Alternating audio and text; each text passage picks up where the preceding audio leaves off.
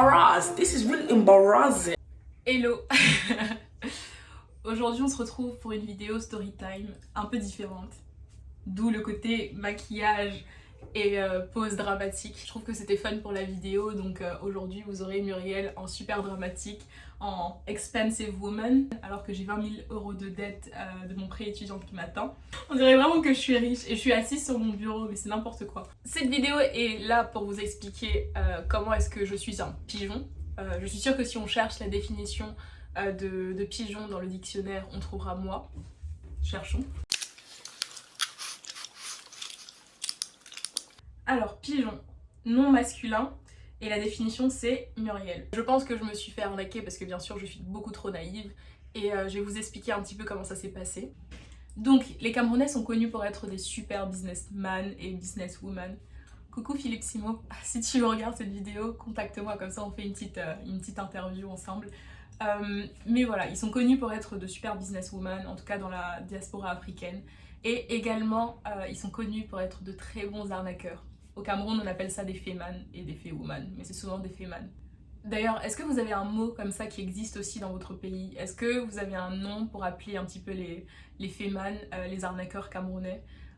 Dites-le moi en commentaire, ce sera super intéressant de voir ça. Donc l'histoire commence quand j'étais au Cameroun, je crois que c'était le 2e ou 3e jour de mon séjour. À savoir que l'entreprise pour laquelle je travaillais avant m'ont coupé mes vacances. J'étais censée être en vacances au Cameroun, mais malheureusement, vu que c'était la dèche pour eux, regardez ma vidéo dans laquelle je parle du fait que j'ai été virée et j'explique les raisons. Donc ils étaient vraiment dans la dèche et ils étaient vraiment mauvais et ils m'ont forcé à travailler pendant mes vacances. Donc j'étais au Cameroun, mais tous les jours je devais travailler comme une employée normale. Donc le premier jour tout allait bien, j'avais internet, je travaillais. À savoir qu'en Afrique, et je pense au Cameroun, c'est un peu la même chose qu'en partout ailleurs en Afrique, le réseau est beaucoup moins, t'as moins de data qu'en France. C'est assez limité et c'est assez cher, ça revient assez cher pour les gens de là-bas. Donc je vivais chez ma tante et en fait il y avait un nombre limité de data par jour, donc internet était coupé au bout d'un moment et donc à partir d'un moment j'avais plus internet et je ne pouvais plus travailler. Donc le premier jour ça allait, j'ai pu réussir à faire le travail que j'avais à faire et avant que internet ne se coupe. Et le deuxième jour je pouvais vraiment pas faire autrement, il me fallait internet parce que j'avais des réunions et je devais travailler sur l'ordi. Et du coup il me fallait acheter une carte SIM ou une puce pour mettre dans mon téléphone parce que je pouvais pas utiliser bien sûr ma puce de France, sinon ça allait me coûter mais énormément cher. Donc je n'avais pas de puce, il fallait que j'achète une nouvelle puce pour avoir internet et juste pour pouvoir parler aux gens, envoyer des messages et pour pouvoir travailler sur internet. Donc j'étais bloquée dans la maison, j'étais seule avec la tata qui travaille pour ma tante et qui prend soin de la maison. Je pouvais appeler personne vu que j'avais pas de data, j'avais pas de carte SIM et je ne pouvais pas travailler non plus parce qu'il n'y avait plus internet. Donc voilà, j'étais un peu coincée et je cherchais une solution. Je sais que j'en avais parlé à ma tante et elle m'avait dit que bien sûr dans la semaine on irait me trouver une carte SIM pour remplacer celle que j'ai de France et pour pouvoir faire que je puisse avoir internet et que je puisse appeler et utiliser internet sans problème. Mais j'étais dans l'urgence parce que je crois que c'était le mardi, j'avais pas du tout internet, je pouvais pas travailler et il faut absolument que je me connecte un petit peu pour qu'on voit que je suis un petit peu en ligne et parce qu'il fallait que je travaille tout simplement, donc je pouvais pas attendre parce que ma tante finissait à peu près à 16h, donc de passer toute la journée de 8h à 16h sans rien faire. Donc j'ai demandé à la tata qui travaillait pour nous à la maison si elle pouvait m'accompagner pour acheter la carte SIM. Du coup la tata m'a dit oui, vraiment pas de problème, sauf qu'elle avait plein de choses à faire et elle n'avait pas forcément la possibilité de m'accompagner tout de suite et moi j'en avais besoin urgemment, il fallait que je me connecte, j'avais des réunions, des calls, enfin en appel pour le travail et je savais que s'ils me voyaient pas connectée ça allait poser problème. Surtout qu'ils savaient que j'étais au Cameroun, je les avais prévenus et je voulais pas que ma vie personnelle empiète sur ma vie professionnelle. Même si j'étais censée être en vacances et que c'est eux qui m'ont coupé mes vacances, je voulais quand même rester professionnelle jusqu'au bout et j'étais vraiment gênée de ne pas pouvoir accéder au travail cette journée-là. Donc la tata qui travaille chez nous, elle m'a dit qu'elle pouvait un peu plus tard, mais moi j'avais besoin d'internet maintenant et je suis impatiente donc il fallait que ce soit maintenant. Du coup elle m'a dit que en soi je pouvais y aller toute seule, c'est vraiment juste à côté, il fallait que j'aille chercher une puce MTN et que c'était vraiment pas trop loin, donc je pouvais vraiment y aller toute seule et revenir parce que ma mère m'avait déconseillé. Elle m'avait totalement dit de ne jamais sortir, bouger, voyager, prendre le taxi, prendre tout ce que tu veux toute seule. Donc j'étais partagée entre j'ai besoin de travailler tout de suite, sinon potentiellement ça va être mauvais pour ma carrière. Et ma mère qui me dit de ne absolument pas sortir parce que ça peut être super dangereux.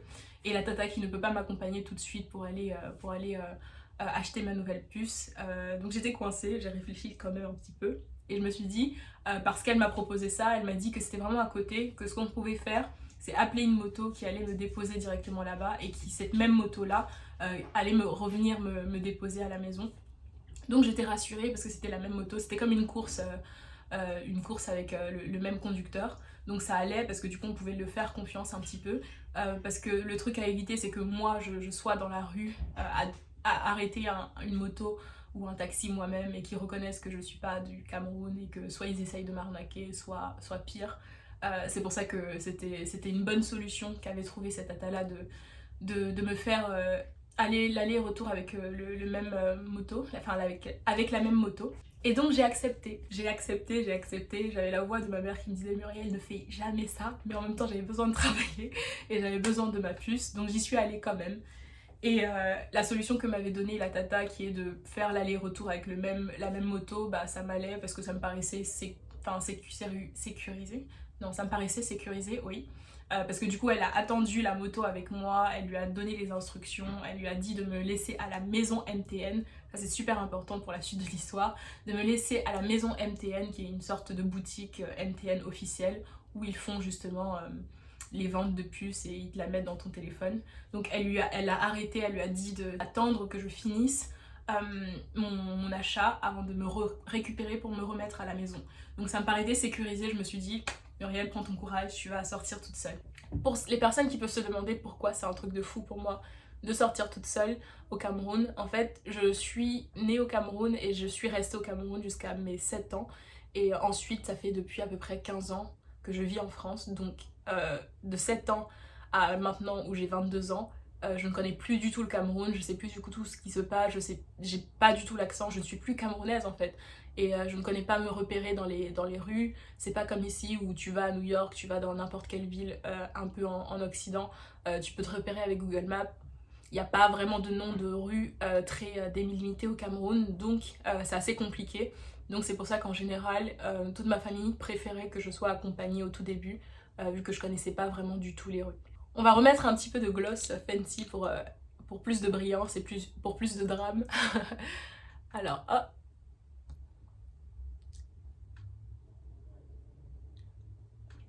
Ah, ok. Donc, comme j'ai dit, la tata qui travaillait pour nous me trouve une moto. Elle lui explique vraiment où me laisser. En fait, les motos taxis, on les appelle les Bensikin au Cameroun. Donc, pareil, est-ce que vous avez un nom différent dans votre pays? N'hésitez pas à me le partager, ça peut être super intéressant d'apprendre ça. Donc, au Cameroun, on les appelle les Bensikin.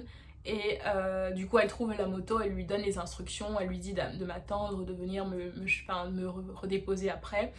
Et quand je monte sur la moto, j'ai un peu peur. Et en même temps, c'est la première fois que je prends une moto toute seule au Cameroun. J'ai peur parce qu'ils roulent comme des fous malades. Et en plus parce que ma mère elle m'a dit non, tu sors jamais au Cameroun toute seule, c'est hyper dangereux. On peut te kidnapper, on peut faire ça, ça, ça. Dès qu'ils entendent ta voix, même dès qu'ils te voient marcher, dès qu'ils te voient comment t'es habillée, on voit tout de suite que tu n'es pas de là. Et pas qu'on veut te faire du mal, mais t'es une bonne cible. Et du coup j'avais ça à la voix de ma mère en tête quand j'étais sur la moto. En même temps je priais pour ma vie parce que je voulais pas tomber simplement parce qu'ils roulent comme des fous malades. Et je savais pas où j'allais en fait, je savais absolument pas. Il était censé me déposer là-bas mais je ne savais pas où c'était, j'étais jamais allée. Donc c'était un peu stressant. Donc on arrive, c'est un espèce de marché, grand carrefour. Et il me laisse devant un espèce de call box avec des garçons et avec un petit truc, avec un parasol qui est marqué MTN. Je trouve ça bizarre parce que la tata qui travaillait chez moi m'avait dit justement que normalement il doit me laisser dans la maison MTN, donc c'est une espèce de boutique et c'est pas non, juste quelqu'un posé dans la rue comme ça. Et lui il m'avait déposé devant justement des gens posés dans le marché où il y avait marqué MTN. Vu que j'avais pas le choix et que je ne connaissais pas où était la maison MTN et que je la voyais pas autour, je me suis dit que peut-être que c'est ça pour elle, c'était ça pour elle, la maison MTN. Et vu qu'il m'a déposé, je lui ai demandé, il m'a dit que c'était là, donc voilà. Je sais pas si c'était un coup monté et qu'il le savait que c'était pas ça et qu'il a des arrangements avec ces mecs là, je ne pense pas, mais je pense qu'il le savait un petit peu que c'était pas forcément là et peut-être que c'était plus rapide pour lui, je ne sais pas. Mais il m'a déposé chez ces gars là alors qu'on lui avait dit de me déposer à la maison même MTN. Et malgré tout je me dis bon c'est MTN, je vois des gens devant qui font leur puce aussi, qui arrangent leur téléphone, donc je me dis que ça doit être bon. Je m'assois, je demande, je dis que je veux une puce. Et là fut mon erreur, parce que dès qu'ils me voient, je sens que je suis une proie pour eux. Enfin, je l'ai pas senti dès le départ, j'ai compris après, parce que les trucs comme ça, tu remarques après que ça t'arrive, tu remarques tous les petits gestes, les petites façons de se comporter que tu vois que qu'ils savaient que t'étais pas de là. Donc voilà, il y avait deux hommes devant leur call box, devant un petit box comme ça avec le parasol MTN. Et voilà, je lui explique que je veux une puce d'ici parce que voilà, j'ai pas de puce d'ici. Et il me dit ouais, pas de souci, il va s'occuper de moi. J'ai l'impression que je suis une cliente VIP parce qu'il me prend direct, il me dit ouais, pas de souci, il s'occupe de moi.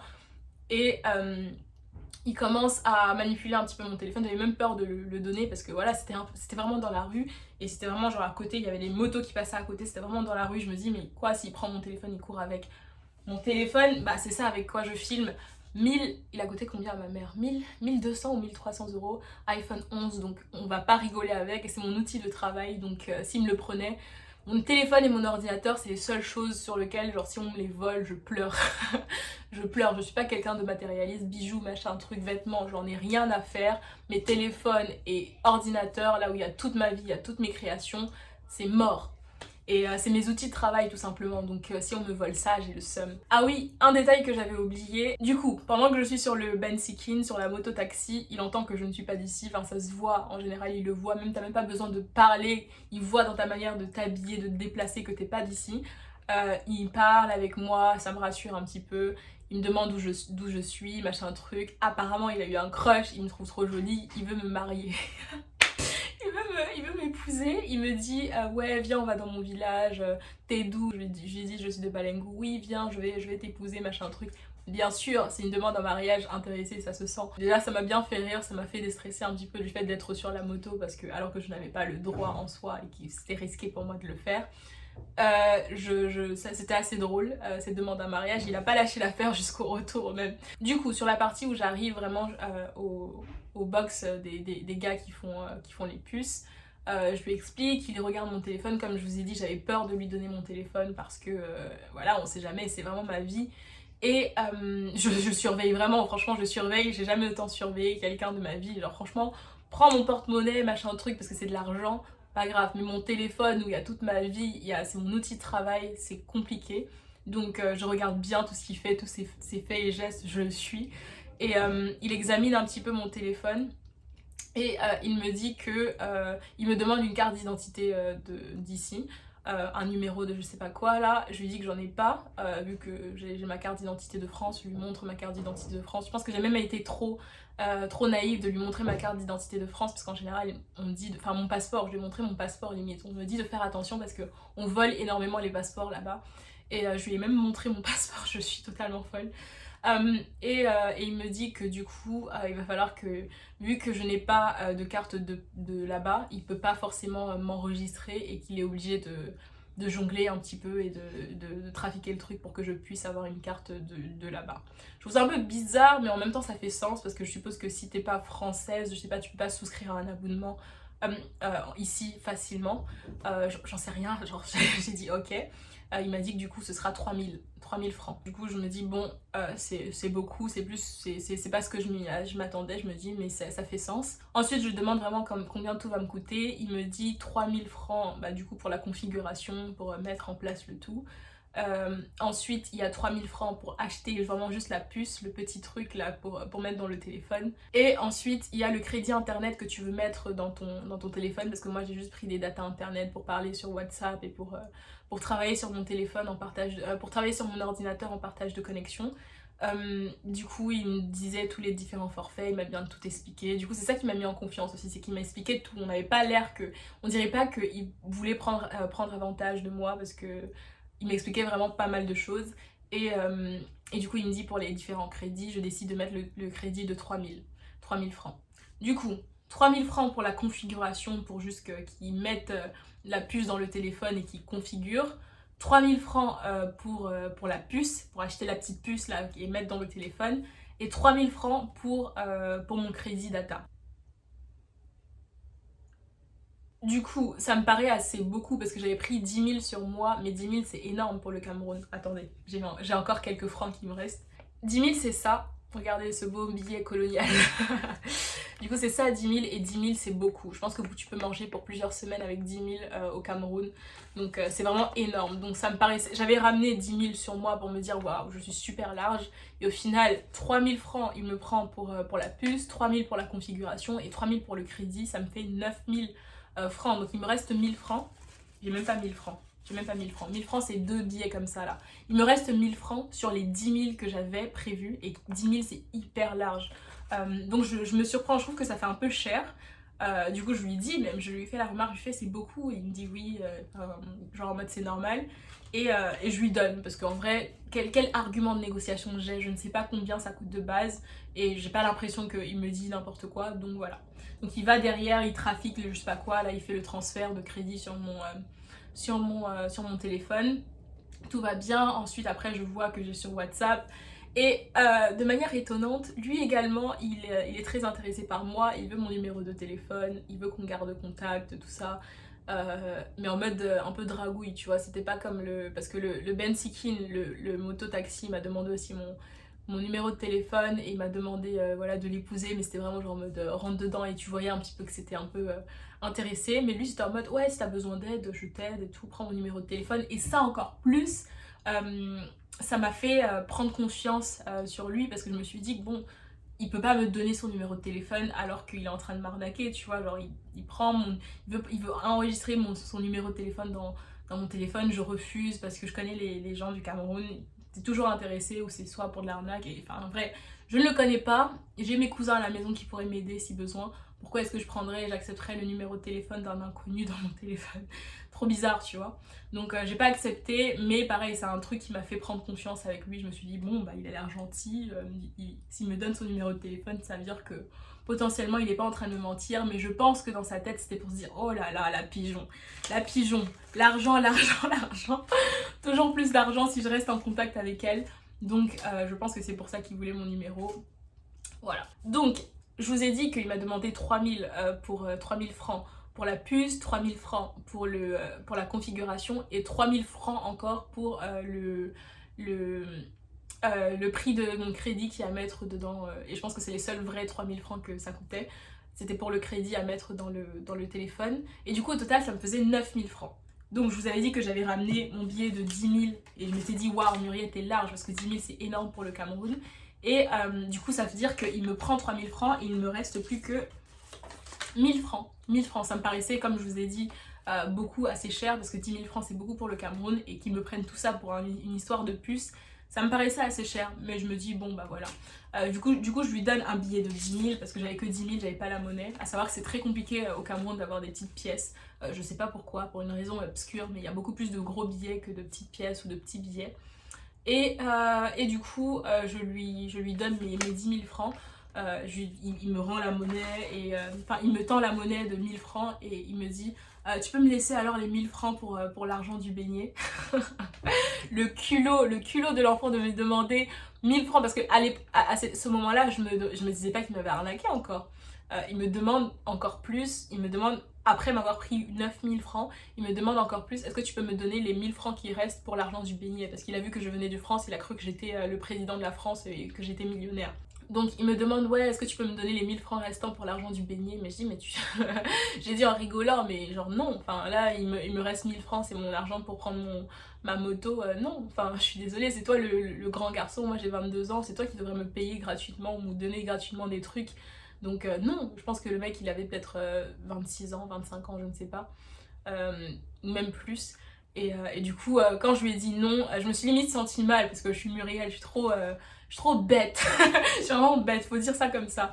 Je me sens trop. Mais je me suis sentie méchante de pas lui donner 1000 francs gratuitement parce qu'il a demandé. Et je me suis sentie bête mais en même temps forte. Je me suis dit, ouais, putain, j'ai quand même réussi à économiser un petit peu. Et du coup, je rentre sur mon taxi, la moto qui m'attendait parce que c'était le même aller-retour. Je rentre avec lui et sur le chemin, il me demande combien j'ai payé. Je lui dis 9000. Il me dit c'est beaucoup quand même, enfin il me fait remarquer que c'est beaucoup quand même. Mais il lui dit bon bah c'est pas grave et tout. Et du coup à ce moment-là je rigole, je me dis bon il y a quelque chose, il y a anguille sous roche. Je pense qu'il sait que je viens de me faire arnaquer mais genre d'une manière géniale quoi. Le mec il a fait son chiffre d'affaires de la semaine limite avec moi. Mais du coup sur la moto pareil il me dit rien et le Ben Sikin lui aussi veut avoir sa part du gâteau. Il voit la personne naïve qui vient de France, ça fait 2 jours qu'elle est au Cameroun, elle va se faire bouffer dans tous les sens. Du coup j'avais un seul billet de 1000 francs, j'avais pas les deux comme ça que... Non si je crois que j'avais les deux comme ça. Je lui tends 500 francs parce que normalement je crois que le retour c'était juste... j'avais donné 200 pour aller. Je crois que c'est même un peu plus cher que ce que ça valait mais on me dit de donner un peu plus comme ça il m'embête pas et pour ma sécurité c'est mieux. Et le retour ça devait être 200 aussi. Je lui tends un billet de 500. 500 ça ressemble à ça. Et il est censé me rendre à peu près 300. Il me dit que quand on arrive à la maison il me dit qu'il a pas la monnaie. Encore une fois, qu'est-ce que vous voulez que je fasse? Il me dit qu'il n'a pas la monnaie sur lui, mais que je peux prendre son numéro, que je prenne son numéro, comme ça la prochaine fois j'ai une course gratuite. Bah là ça me paraît un petit peu genre raisonnable, ça me paraît sûr, donc je prends son numéro parce que là du coup il a mon argent, il a pas de moyen de me rembourser là tout de suite et je me dis que bah c'est logique, je l'appellerai, il reviendra, j'en sais rien. Donc je prends son numéro et pareil on me prend 500 francs, il me reste sur les 10 000.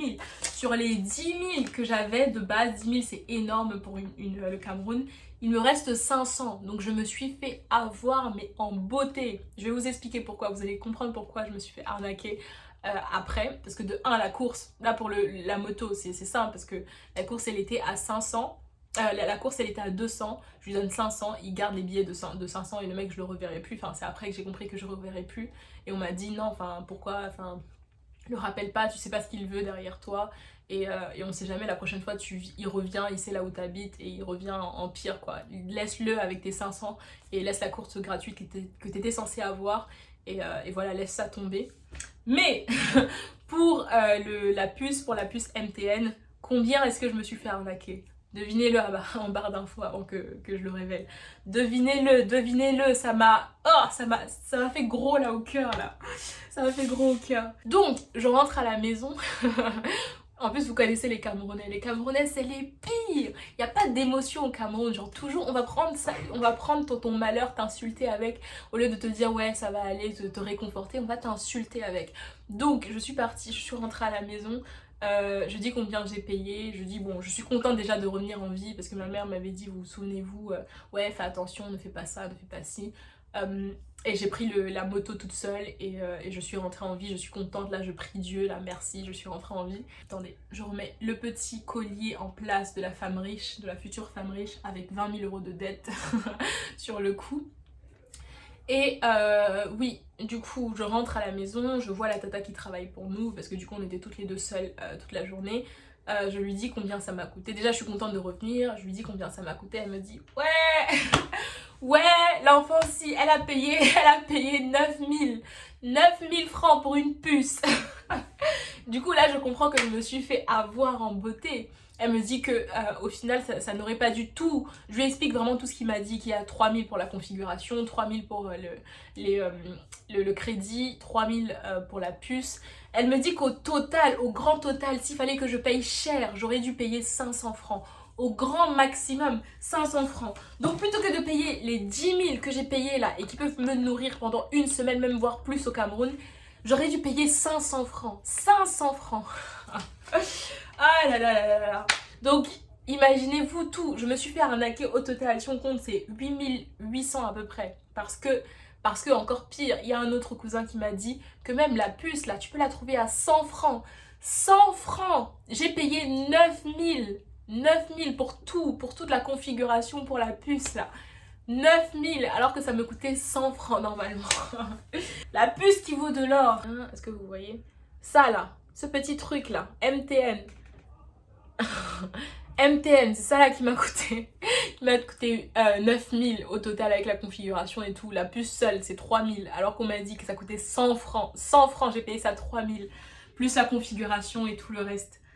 Ah là là là là là. Donc quand je suis rentrée à la maison et que j'ai dit du coup à ma tante, j'avais le crédit, maintenant je l'ai appelée, je lui ai dit que j'ai payé 9000. Elle aussi elle a rigolé, elle m'a dit ouais l'enfant si. On l'a baptisé comme on dit au Cameroun. On m'a baptisé, c'est le baptême de la première arnaque du retour au Cameroun. Elle a rigolé, elle a appelé alors toute la famille pour lui dire, pour leur dire comment est-ce que je me suis fait arnaquer. Acheter ce truc là, payer au total 9000 pour ce truc où genre normalement j'aurais dû payer juste 100 francs pour l'avoir. Ça a fait rigoler tout le monde. Quand je suis rentrée, j'ai dit ça à mes cousins, ils ont rigolé jusqu'à... Business is business, franchement je lui en veux pas et moi ça m'apprendra, c'est de ma faute, c'est pas de sa faute, j'ai perdu de l'argent, ça me saoule mais l'argent je peux regagner, je suis en vie et j'avais du crédit, j'ai pu assurer mon travail tranquillement, être professionnelle, il n'y a pas eu de problème. Donc voilà, j'étais contente par rapport à ça, mais ça m'a appris que je suis beaucoup trop naïve et qu'il faut que j'arrête de faire confiance aux gens. Et je compte quand même retourner au Cameroun bientôt, j'espère, je vous raconterai les histoires. Et là je ferai des vlogs parce que je compte rentrer pour plusieurs mois et pas seulement pour quelques jours. Parce que les 2 semaines que j'ai passées, j'ai pas pu vous partager beaucoup de choses puisque c'était trop rapide, ça faisait 15 ans que j'étais pas partie au Cameroun et j'ai vu toute ma famille et c'était ça le plus important. Mais là si tout se passe bien, d'ici la fin de l'année je serai de nouveau au Cameroun et pour très longtemps, donc je vous partagerai mes aventures là-bas en live.